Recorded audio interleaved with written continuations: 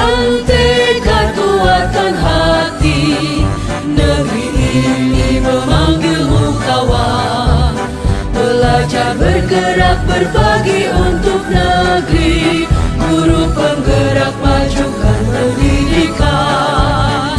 Guru penggerak menghamba pada murid, kreatif rancang pembelajaran.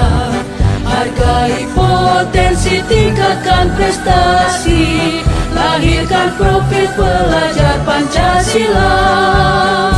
Belajar, bergerak, berbagi untuk negeri, kita menjalin kolaborasi. Belajar, bergerak, berbagi untuk negeri, demi bakti pada Ibu Pertiwi.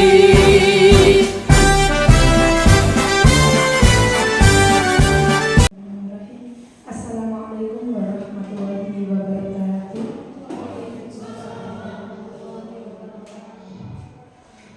Saya ucapkan selamat pagi kepada Bapak Ibu yang sudah hadir di tempat ini. Yang terhormat Bapak Taufik Nurhidayat selaku Kepala Sekolah SD Negeri 3 Panarejo.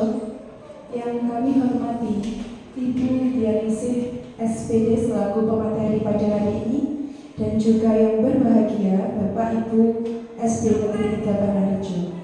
Pertama-tama marilah kita panjatkan puji syukur dan kiranya Allah SWT karena pada hari ini Jumat 16 Agustus 2024 kita dapat berkumpul dalam acara Diseminasi Penguatan Budaya Positif Sekolah yang akan dibawakan atau disampaikan oleh Ibu Dianisih. Untuk mengawali acara pada pagi hari ini, marilah kita buka dengan bacaan basmalah. Acara berikutnya sambutan dari Bapak Kepala Sekolah kepada Bapak Taufik, kami persilakan. Assalamualaikum warahmatullahi wabarakatuh. Waalaikumsalam warahmatullahi wabarakatuh. Ibu yang saya hormati serta Bapak Ibu guru dari SD Negeri 3 Panarejo yang saya hormati. Pertama, mari kita panjatkan syukur kepada Allah atas limpahan taufik serta hidayahnya pada kita, sehingga kita bisa berkumpul di tempat ini dalam keadaan sehat walafiat. Kedua kalinya, salawat serta salam kita tujukan kepada junjungan Nabi besar Muhammad SAW yang telah membawa kita dari zaman kegelapan, zaman jahiliyah menuju zaman terang benderang yaitu agama Islam, dan insya Allah nanti di yaumul kiamah kita mendapat syafaatnya. Bapak Ibu yang saya hormati, pertama saya mengucapkan terima kasih atas kehadiran Bapak Ibu semuanya memenuhi undangan kami, ya, menyisakan waktu di sela-sela kesibukan hari ini guna untuk mengikuti acara diseminasi budaya positif di sekolah yang nanti akan disampaikan oleh Ibu Dianisih. Sebenarnya ini adalah program dari Guru Penggerak, Bapak Ibu. Guru Penggerak adalah salah satu program pemerintah yang mana tujuannya adalah untuk meningkatkan kompetensi pada Bapak Ibu guru ini. Jadi salah satu cara meningkatkan kompetensi Bapak Ibu guru itu melalui program Guru Penggerak. Guru Penggerak merupakan salah satu juga program dari kurikulum yang terbaru, yaitu dari kurikulum Merdeka. Jadi ada sinkronisasi atau ada hubungan antara Guru Penggerak dengan kurikulum Merdeka. Bapak Ibu yang saya hormati, mengapa ini kok diadakan diseminasi budaya positif di sekolah?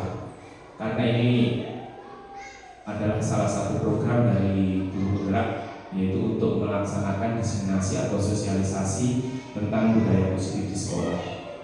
Ini dilaksanakan tidak harus di sekolah Bapak Ibu guru yang bersangkutan sebagai seorang CGP atau calon guru penggerak, namun ini bebas bisa dilakukan di mana saja. Ini kita mengambil di sekolah lain, bukan di sekolah Bu Dianisih. Alasannya agar mendapat lebih pengalaman lebih banyak.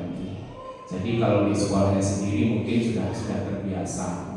Ini dengan seperti ini juga merupakan keuntungan juga bagi SD Negeri 3 Panarejo, karena akan mendapat pengalaman tentang budaya positif di sekolah. Mungkin salah satu atau lebih dari Bapak Ibu guru sudah mendapatkan tentang budaya positif di sekolah. Alhamdulillah, nanti tinggal kolaborasi saja mengikuti apa yang akan disampaikan oleh Ibu Dianisih. Bapak Ibu yang saya hormati, Guru Penggerak guru penggerak yang mempunyai program salah satunya adalah untuk meningkatkan kompetensi guru di Indonesia. Tentunya akan semua nanti diikuti oleh Bapak Ibu semua. Nanti diharapkan juga akan ada di kemudian hari itu diikuti oleh Bapak Ibu guru dari SD Negeri 3 Padanrejo. Nanti tentang budaya positif itu apa, ya disiplin positif itu apa, nanti akan disampaikan oleh Ibu Bidanisi. Ya. Bapak Ibu yang saya hormati, kembali ke diseminasi budaya positif di sekolah. Ini nanti kita akan banyak belajar tentang cara memperlakukan siswa kita. Ya, cara memperlakukan siswa kita, misalkan yang melanggar itu bagaimana, apakah harus kita marahi, apakah harus kita perlakukan secara berbeda atau bagaimana, itu nanti akan dijelaskan secara rinci oleh Ibu Bidaningsih. Bidaningsih ini masih belajar lagi, pohon pemakluman, kalau mungkin nanti di sana sini kalau penjelasannya kurang bagaimana, nanti bisa juga Bapak Ibu guru bertanya. Bapak Ibu yang saya hormati, selamat mengikuti diseminasi budaya positif yang kurang lebih nanti 1 jam. Ya. Dengan mengucap Bismillahirrahmanirrahim, diseminasi budaya positif di sekolah SD Negeri 3 Padanrejo secara resmi dibuka dan dilaksanakan kegiatannya. Dari saya, selaku kepala sekolah, memberikan salam dan kekurangan saya mohon maaf. Saya akhiri. Assalamualaikum warahmatullahi wabarakatuh.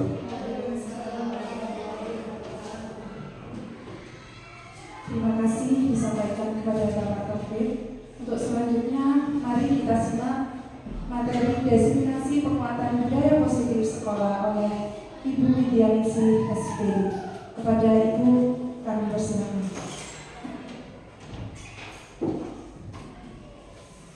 Terima kasih untuk waktunya. Assalamualaikum warahmatullahi wabarakatuh. Yang terhormat Bapak Kepala Sekolah SD Negeri 3 Padanrejo, yang kami hormati Bapak Ibu guru beserta stafnya, guru SD Negeri 3 Padanrejo. Pertama, marilah kita panjatkan rasa puja dan bersyukur kita karena berkat rahmat serta hidayahnya kita bisa berkumpul di ruangan ini. Kedua kalinya, selawat serta salam tak lupa kita haturkan kepada junjungan kita Nabi besar Muhammad SAW. Semoga kelak kita mendapat syafaatnya. Amin. Yang pertama, saya ucapkan terima kasih kepada Bapak Ibu semuanya yang telah turut serta bersedia mengikuti kegiatan saya ini, yaitu diseminasi penguatan budaya positif di sekolah.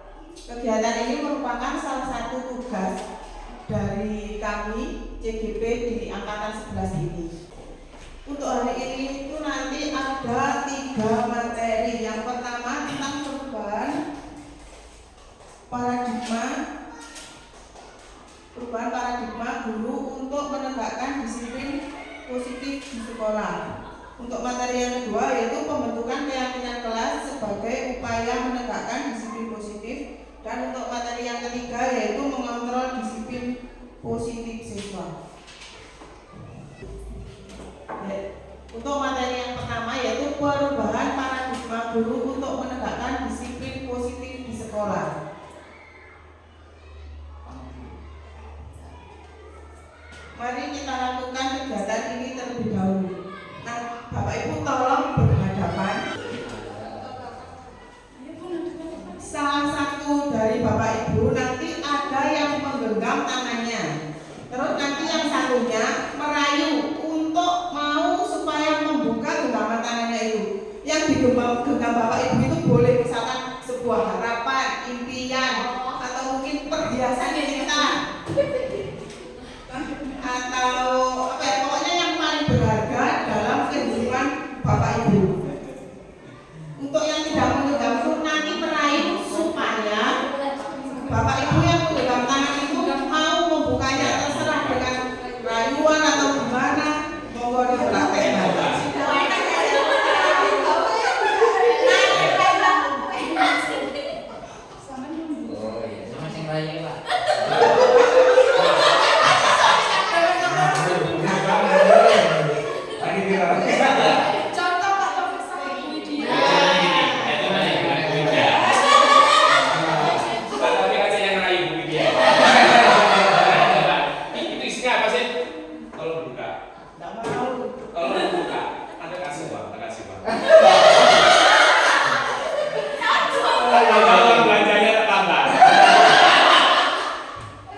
Dibuka enggak? Enggak. Kalau enggak dibuka. Loh. Tolong dibuka please. Supaya sampai dibuka. Saya coba dirayu. Karena sangat berharganya yang tidak boleh orang lain tahu mungkin ya. Kalah genggaman untukku.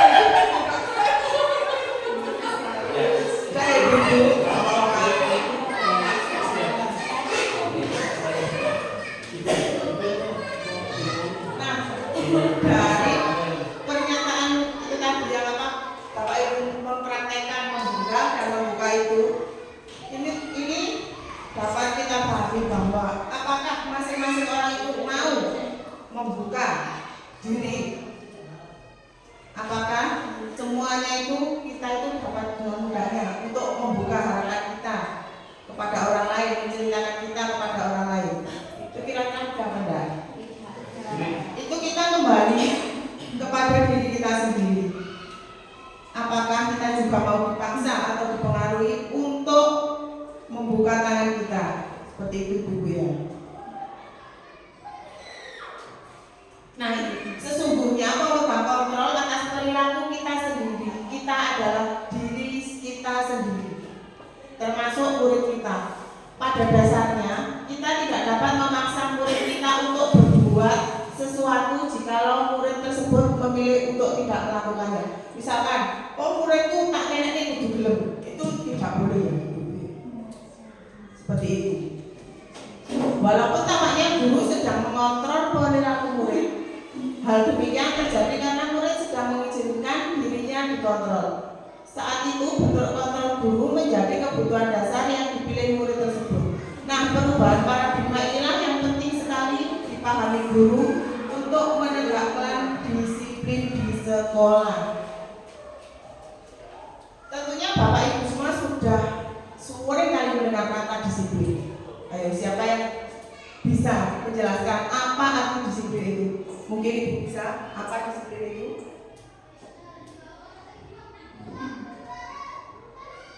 Disiplin itu sesuatu yang harus dilakukan. Ya, boleh. Disiplin sesuatu yang harus kita lakukan atau kita laksanakan. Dari Bapak mungkin ada yang bisa menjelaskan apa itu arti kata disiplin. Disiplin saya pengertiannya banyak sekali. Disiplin itu bukan disiplin atur, disiplin perilaku, disiplin pakaian,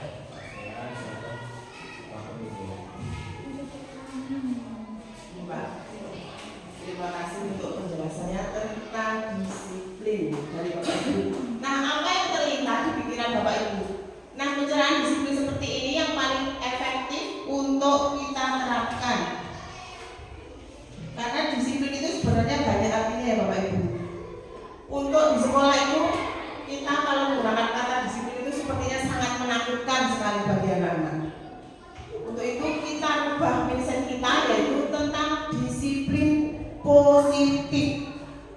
Mungkin ada yang bisa menjelaskan dulu apa itu disiplin positif? Atau langsung saja ya. Disiplin positif merupakan cara penerapan disiplin yang mengajarkan anak untuk bertanggung jawab dan menumbuhkan kesadaran diri berdasarkan nilai-nilai kebajikan. Disiplin positif lebih ke arah disiplin diri yang dapat mengontrol diri dalam melakukan segala tindakan. Untuk yang berikutnya, disiplin diri dapat membuat murid memahami dan menyadari berdasarkan motivasi internal, bukan akibat paksaan, pujian, ataupun sebuah hukuman. Berdasarkan teori kontrol di atas, penerapan disiplin paling efektif adalah disiplin positif. Sekarang mari kita membahas tentang konsep disiplin positif yang merupakan unsur utama dalam terwujudnya budaya positif yang kita cita-citakan di sekolah kita. Tujuan dari disiplin positif yaitu menanamkan motivasi yang kepada murid-murid kita, yaitu untuk menjadi orang yang mereka inginkan dan menghargai diri sendiri dengan nilai-nilai yang mereka percaya. Dalam menegakkan disiplin di sekolah, tentunya tidak terlepas dari kasus siswa. Biasanya kita sebut sebagai pelanggaran peraturan. Di sini mungkin Bapak Ibu pernah menemukan sebuah kasus pada siswanya. Misalkan ada anak-anak yang sering mencoret-coret tembok, mengotori kelas, atau mungkin bertengkar dengan temannya, mungkin saling mengolok-olok orang tuanya, seperti itu. Mungkin Bapak Ibu sudah mengalami kasus seperti itu ya. Tindakan terhadap suatu pelanggaran pada umumnya terbentuk hukuman atau konsekuensi. Di sini ada yang bisa membedakan antara hukuman dan konsekuensi. Misalkan ada murid kelas 6 yang datang terlambat, Bapak Ibu menghukum. Yang datang terlambat harus lari 10 kali mengitari halaman. Itu termasuk konsekuensi atau hukuman, Bapak Ibu? Hukuman. Misalkan ada anak yang tidak mengerjakan PR, terus Bapak Ibu menyuruh muridnya, silakan menulis, saya tidak akan lupa mengerjakan PR lagi selama berapa 100 kali misalnya. Itu sebuah konsekuensi atau hukuman? Hukuman. Nah, mari kita berikan ya Bapak Ibu. Di sini ada contoh, mencatat 100 kali di dalam buku kalimat saya tidak akan terlambat lagi karena terlambat di sekolah. Itu termasuk hukuman atau konsekuensi? Hukuman. Lari mengelilingi lapangan basket 2 kali karena terlambat hadir di sekolah. Hukuman atau konsekuensi? Ya, hukuman. Membersihkan coretan yang dibuatnya di meja tulis. Ya, konsekuensi. Murid diminta untuk push up 15 kali karena tidak menggunakan masker di sekolah. Itu termasuk hukuman atau hukuman? Untuk berikutnya, menggantikan kertas tugas teman yang telah dicoret-coret. Berjemur di lapangan basket pukul 12 siang karena mengobrol dengan teman. Ya, hukuman.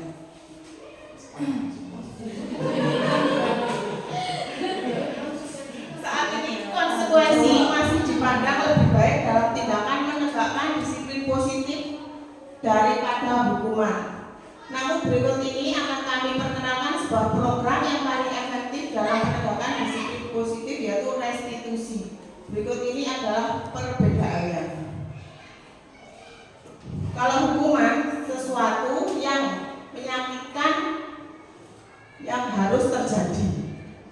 Untuk konsekuensinya sesuatu yang harus terjadi. Terus hukuman berikutnya tidak nyaman untuk membuat murid atau anak dalam waktu jangka panjang. Kalau misalkan kita menghukum anak, otomatis kan anak itu merasa trauma. Betul atau tidak Ibu? Ya.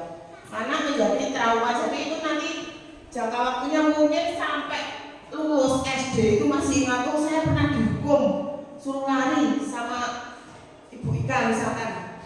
Itu akan teringat sepanjang masa, mungkin sampai nanti punya anak itu masih ingat, oh saya pernah dihukum seperti itu. Kalau konsekuensi kan untuk jangka pendek, mungkin anak-anak sudah lupa. Untuk yang kedua, korban mendapatkan Mungkin dari hukuman itu anak-anak yang merasa mendapat hukuman, mendapat keadilan, oh sudah dibela atau sudah diapakan itu oleh bapak ibu. Kalau konsekuensi korban bisa diabaikan, murid atau anak akan tersakiti. Mungkin kalau mendapat hukuman, anak akan merasa tersakiti oleh bapak ibu guru. Kalau konsekuensinya murid atau anak dibuat tidak nyaman. Dan yang terakhir, konsep diri buruk. Untuk konsekuensinya konsep diri baik.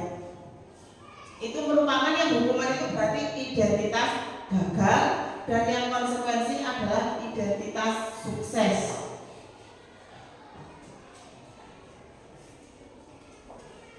Nah, sekarang dari disiplin positif tadi, apakah ada yang ingin ditanyakan oleh Bapak Ibu?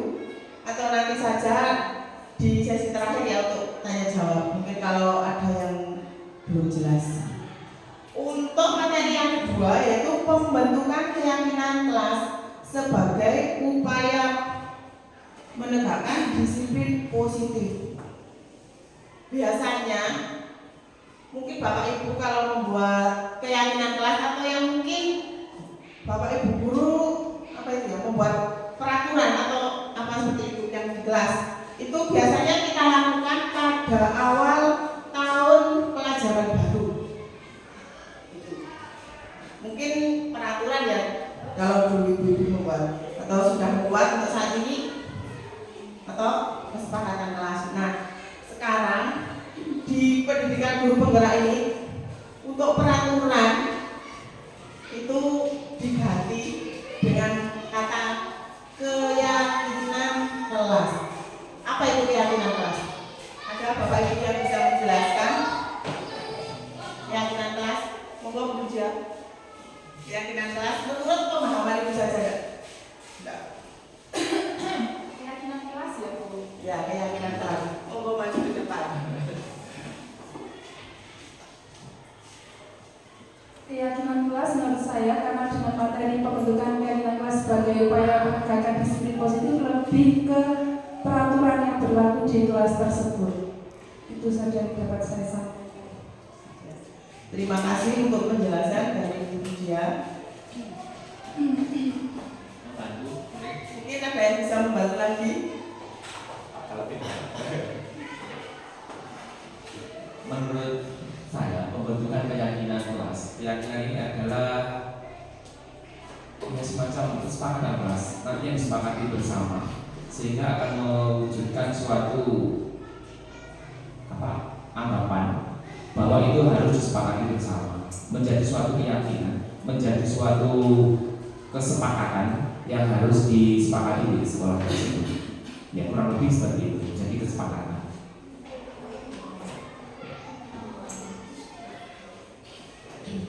Ya, seperti itu kurang lebih yang telah disampaikan oleh Pak Taufik.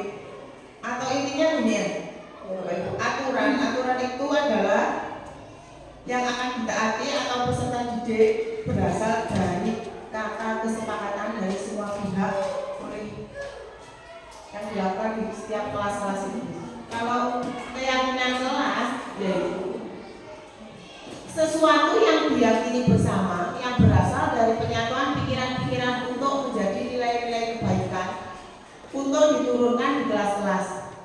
Dengan kata lain, keyakinan kelas adalah keyakinan yang dibuat dengan kesepakatan bersama antara murid dengan guru yang ada di kelas itu sendiri. Prosedur pembentukan kelas: mempersilahkan warga sekolah atau murid di sekolah atau di kelas untuk bercurah pendapat. Di sini, misalkan di kelas itu antara guru dan siswa itu saling bercurah pendapat, itu saling berpendapat untuk menentukan, oh kelas kita ini dibuat peraturan seperti apa, buat keyakinan kelas seperti apa. Seperti itu ya Bapak Ibu. Yang kedua, mencatat dulu semua masukan-masukan dari para murid atau siswa. Misalkan nanti murid Bapak Ibu itu suruh membuat keyakinan kelas itu, nanti ditulis satu-satu, terus nanti anak-anak maju ke depan, diberikan sejenis kertas kecil atau yang warna-warni atau pokoknya itu nanti anak-anak suruh nulis dan nanti bapak ibu guru yang menentukan. Yang ketiga, susunan keyakinan kelas sesuai prosedur pembentukan keyakinan sekolah atau kelas. Gantilah nama-nama bentuk negatif menjadi positif. Contohnya itu apa yang kalimat negatif itu intinya kita tidak boleh menggunakan kata tidak dan jangan. Jadi dalam membuat peraturan apa keyakinan kelas itu tidak boleh menggunakan kata tidak dan jangan. Contohnya tidak boleh datang terlambat. Itu adalah contoh dari peraturan kelas. Kalau untuk yang keyakinan kelas karena tadi kita tidak boleh menggunakan kalimat negatif yaitu tidak dan jangan. Berarti sebaiknya diubah Bapak Ibu.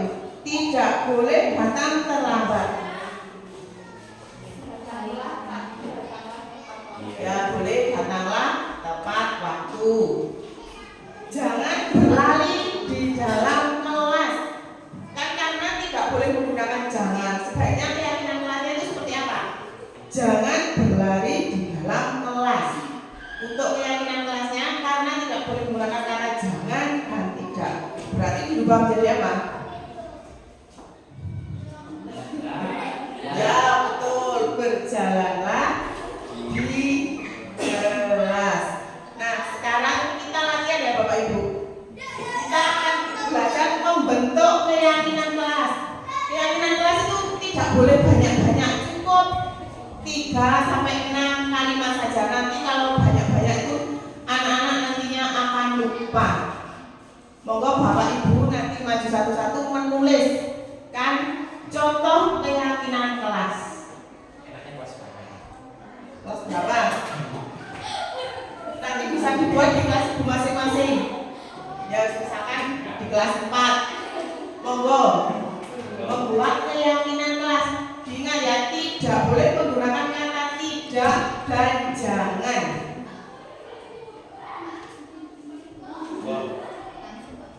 Langsung monggo maju ke depan.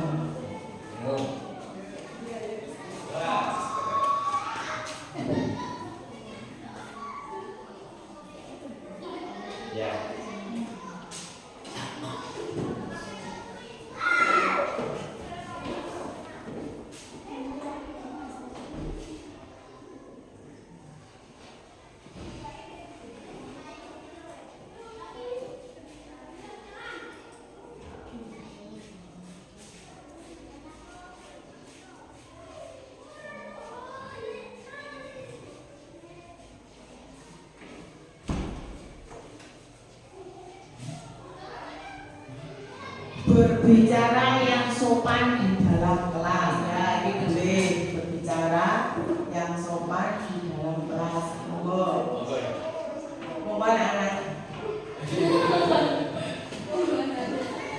Karena di sini saya berperan sebagai guru dan Bapak Ibu berperan sebagai murid, kita belajar cara membuat keyakinan kelas.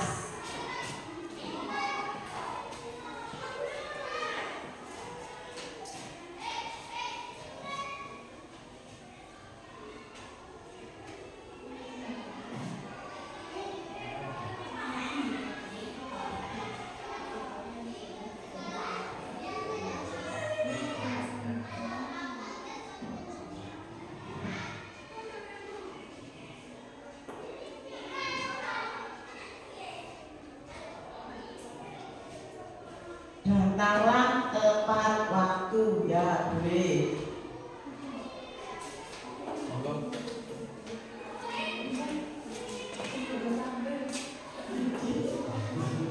Monggo Mas Didi.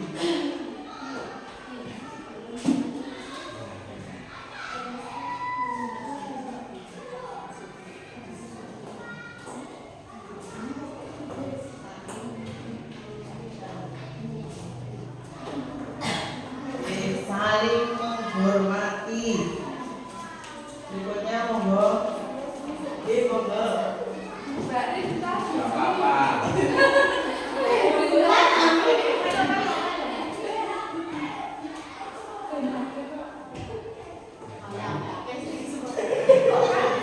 Enggak boleh banyak-banyak. Nanti kalau banyak-banyak anak-anak Ya misalkan kalau banyak, terus nanti dieliminasi kan apa? Ya boleh nanti. Ya kan itu namanya keyakinan kan nanti disepakati masing-masing kelas seperti itu. Kita buat banyak dulu nggak apa-apa. Nanti dicari yang cocok dengan keadaan kelas kita, yang sesuai dengan kelas. Jagalah kebersihan kelas. Cukup ini pas saja deh. Kalau waktu kita membuat itu sebenarnya boleh banyak, tapi nanti kita simpulkan yang sesuai lah dengan keadaan kelas kita. Yang cocok itu apa? Nanti kalau sudah jadi itu misalkan nanti kalau lebih bagus lagi nanti kita buat di print itu kita tempel ditaruh di pojok kelas biar anak-anak itu tiap hari membaca keyakinan kelas kita seperti ini, jadi kita harus seperti ini. Mohon maaf nih Bapak Ibu.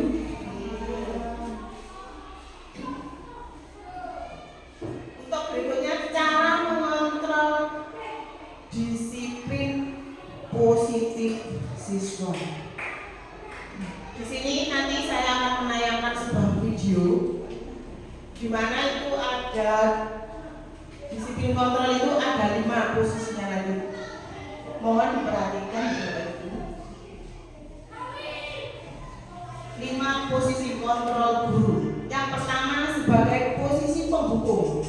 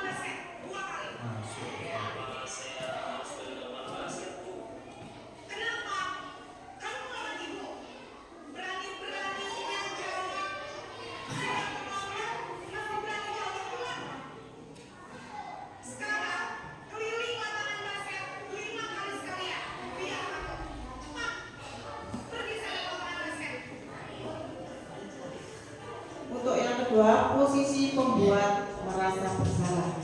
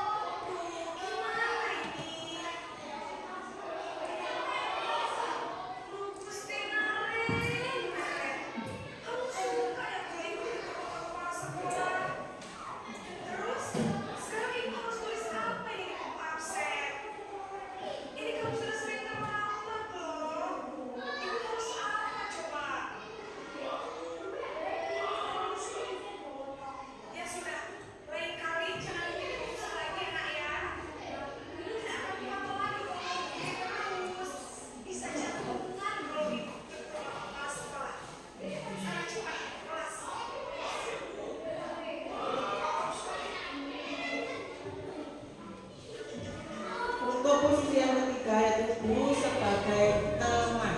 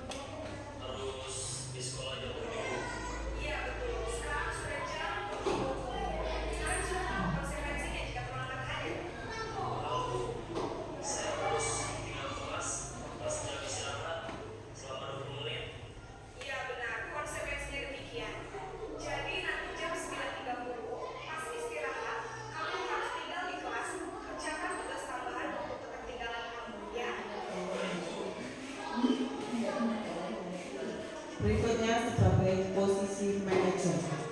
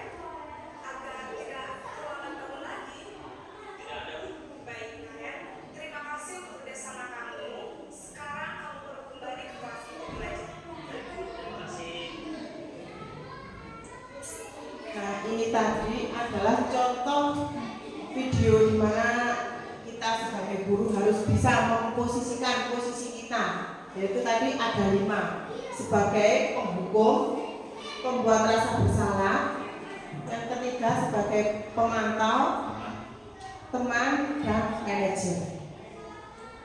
Di sini saya akan menjelaskan satu-satu ciri-ciri posisi kontrol yang harus dimiliki oleh seorang guru.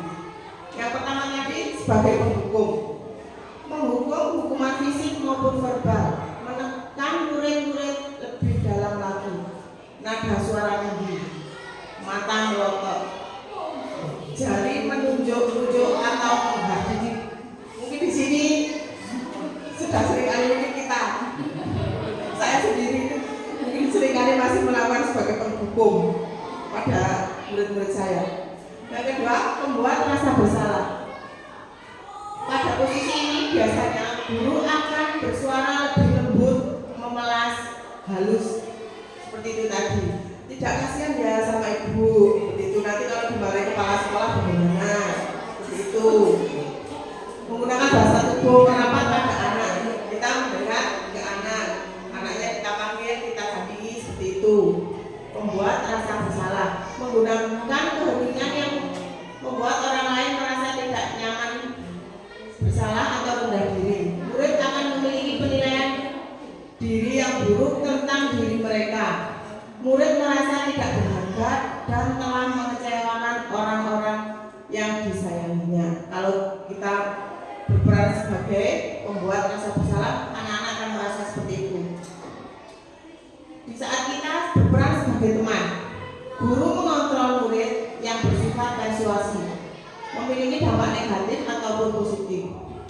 Nada suara ramah, akrab, dan bercanda. Bahasa tubuh merapat pada murid, mata dan senyum jenaka.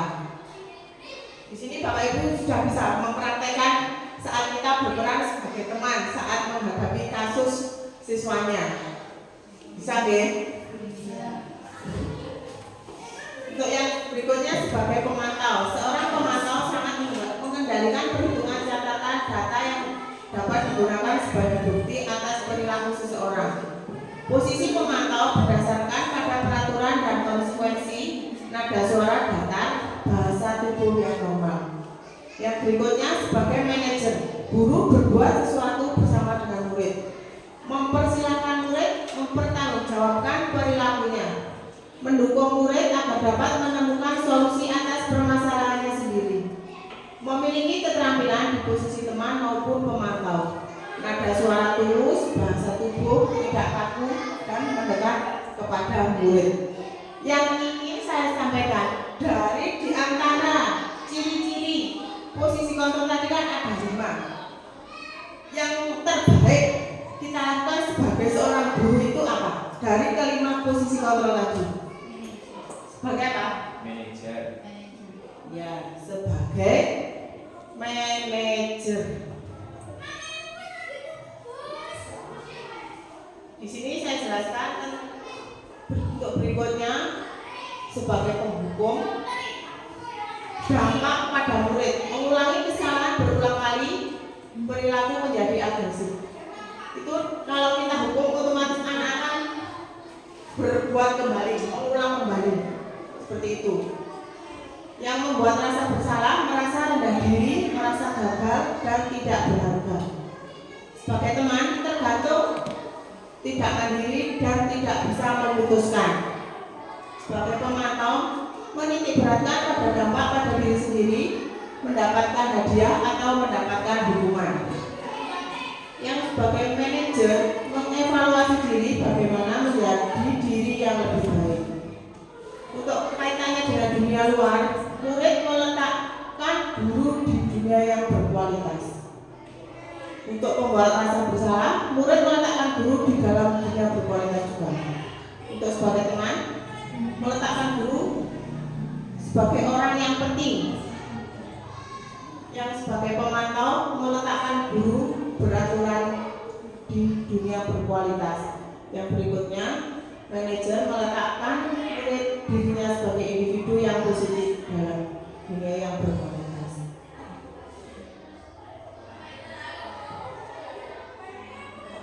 Di sini Bapak Ibu guru tentunya mendapatkan murid yang merdeka, mandiri, dan bertanggung jawab. Apa yang harus dilakukan itu dengan restitusi.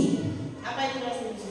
Restitusi adalah proses menciptakan kondisi bagi murid untuk memperbaiki kesalahan mereka sehingga mereka bisa kembali pada kelompok kerja dengan karakter yang lebih kuat. Itu menurut Gosen 2004.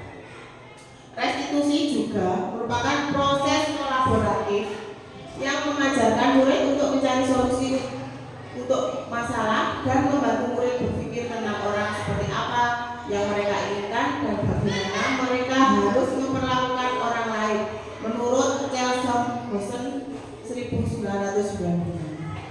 Restitusi itu bukan untuk menebus kesalahan, namun untuk belajar dari kesalahan.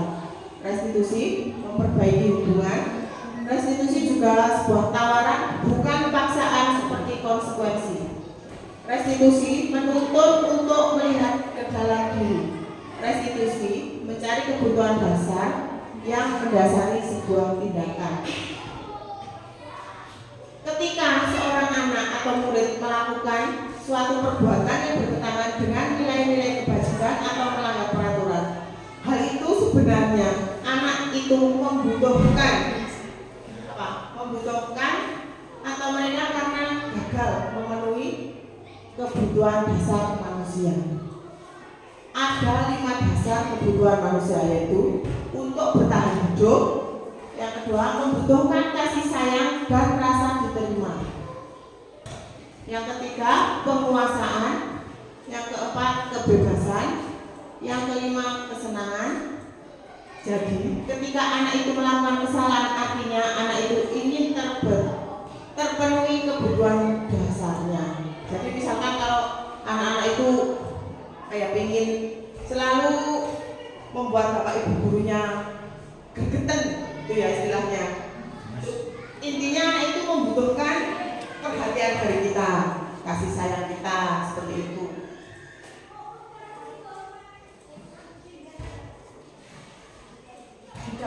Saat kita menghadapi sebuah kasus itu ada 3 langkah, yaitu langkah penerapan segitiga restitusi. Untuk langkah yang pertama, yaitu menstabilkan identitas. Itu contohnya kita membuat pertanyaan. Setiap orang pasti pernah melakukan kesalahan. Terus kamu bukan satu-satunya yang pernah melakukan kesalahan ini. Di sini saya juga pernah melakukan kesalahan. Seperti itu kita yang dinamakan dengan menstabilkan identitas. Untuk yang kedua yaitu validasi tindakan yang salah. Kita bertanya kepada siswa kita, kamu tentu punya alasan mengapa melakukan hal itu. Yang kedua, adakah cara yang lebih efektif untuk mendapatkan apa yang kamu butuhkan? Untuk segitiga restitusi yang ketiga yaitu menanyakan keyakinan.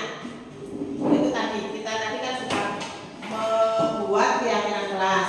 Nanti jika kita menghadapi siswa kita yang bermasalah, untuk tahap yang terakhir yaitu menanyakan keyakinan kelas kita.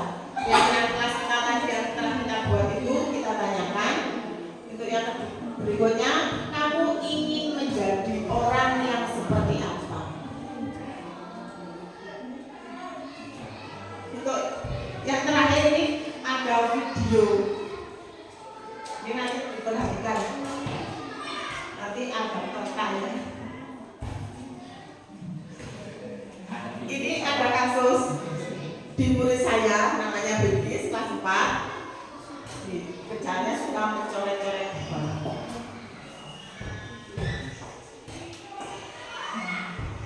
Ada salah video itu salah. Kalau Nanti di video ini ada yang salah. Mohon nanti Bapak Ibu bisa menjelaskan di bagian mana yang salah.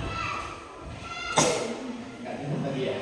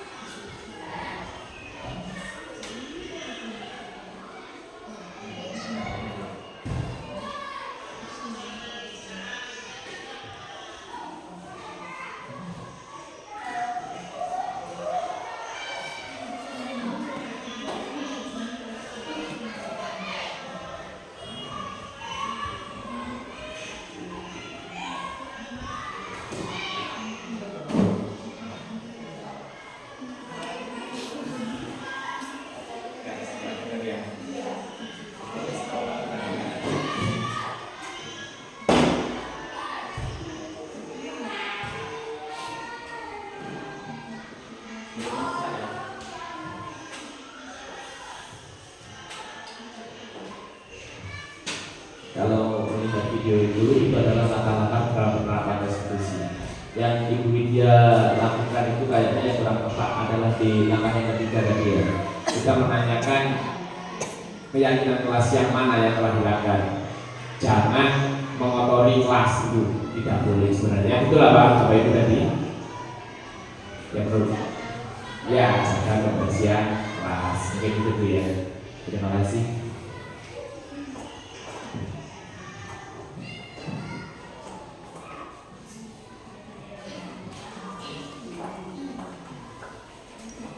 Demikian tadi 3 materi yang telah saya sampaikan, yaitu tentang desiminasi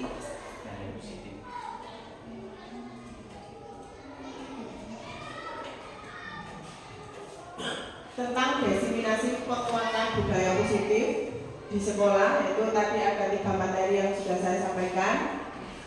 Alhamdulillah untuk ketiga-tiganya sudah saya sampaikan. Semoga dapat bermanfaat buat Bapak Ibu semuanya. Dan mungkin ada kesalahan kata atau apa, mohon dimaafkan karena saya di sini jujur juga masih belajar dan baru pertama kali ini tampil di depan Bapak Ibu guru yang istilahnya baru saya kenal. Seperti itu kan biasanya saya menjelaskan presentasi selama mengikuti kegiatan CGP ini di departemen saya sendiri. Di sini saya ingin belajar untuk menyampaikan di depan Bapak Ibu guru yang lain. Jadi Jadi apabila ada kata yang salah dan kurang berkenan, mohon maaf yang sebesar-besarnya. Dan saya ucapkan terima kasih kepada Bapak Ibu semuanya sudah mau meluangkan waktunya untuk membantu saya dalam melaksanakan tugas, salah satu tugas dari kegiatan CGD saya ini. Terima kasih, saya akhiri. Wassalamualaikum warahmatullahi wabarakatuh.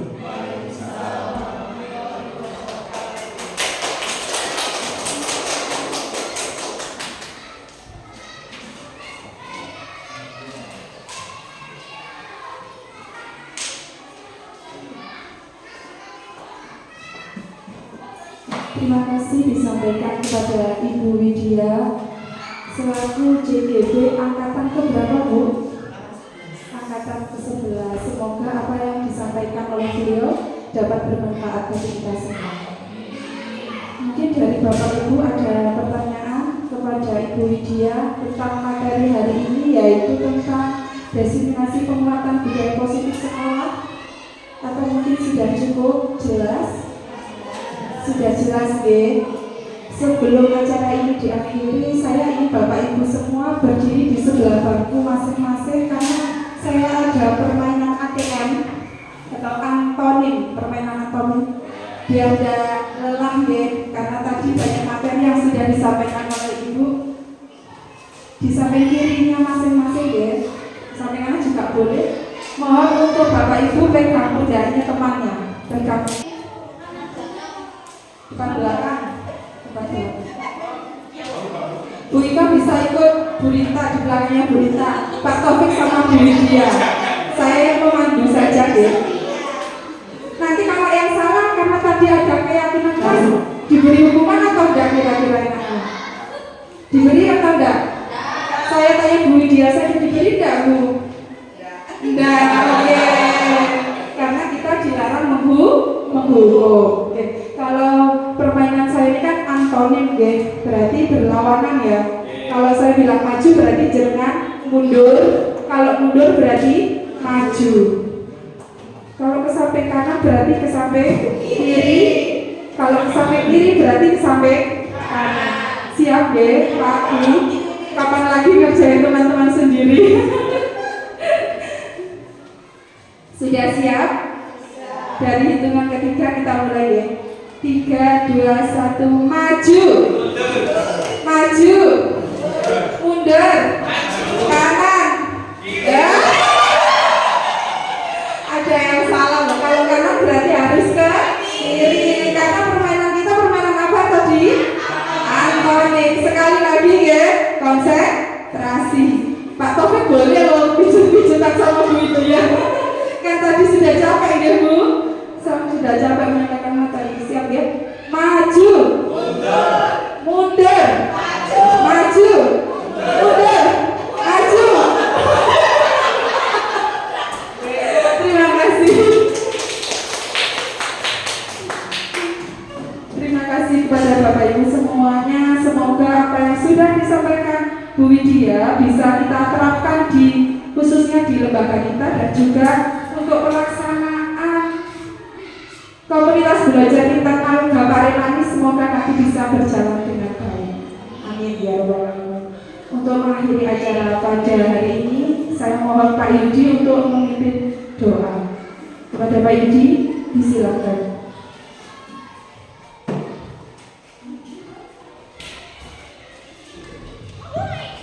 Terima kasih atas waktunya dalam kegiatan pagi ini. Kita akhiri dengan doa serta harapan apa yang kita lakukan hari ini bisa membawa manfaat untuk ilmu, khususnya bagi pribadi kita masing-masing, umumnya untuk keluarga serta didik semua. Al-Fatihah. Bismillahirrahmanirrahim.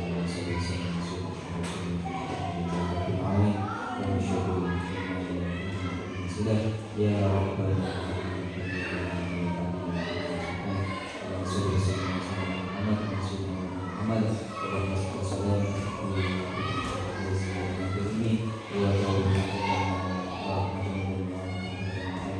Allahumma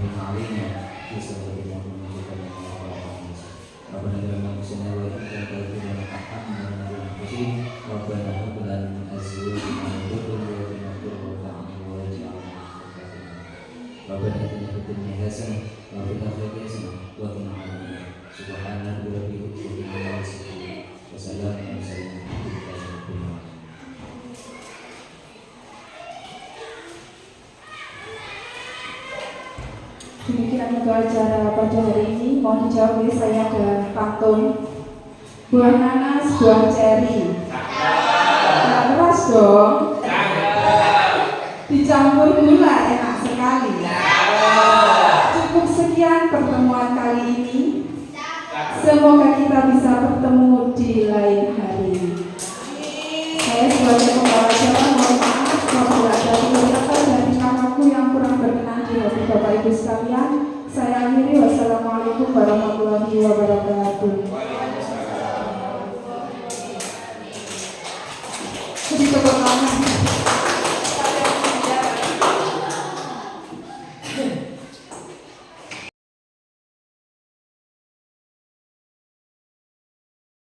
Assalamualaikum warahmatullahi wabarakatuh. Saya Ibu Ika Yuni Purwanti, guru kelas 4 SDN 3 Pandanrejo, ingin mengucapkan terima kasih ke Bu Widya, calon guru penggerak angkatan 11 yang telah menyampaikan disiplin positif di sekolah kami. Dan kami telah mampu membuat keyakinan kelas. Semoga kami bisa menerapkan di kelas kami. Terima kasih. Wassalamualaikum warahmatullahi wabarakatuh. Assalamualaikum warahmatullahi wabarakatuh. Alhamdulillah sudah dapat ilmu tentang segitiga, restitusi, dan fungsi kontrol. Semoga bermanfaat dan dapat menyelesaikan permasalahan-permasalahan di kelas saya. Terima kasih Bu Widya.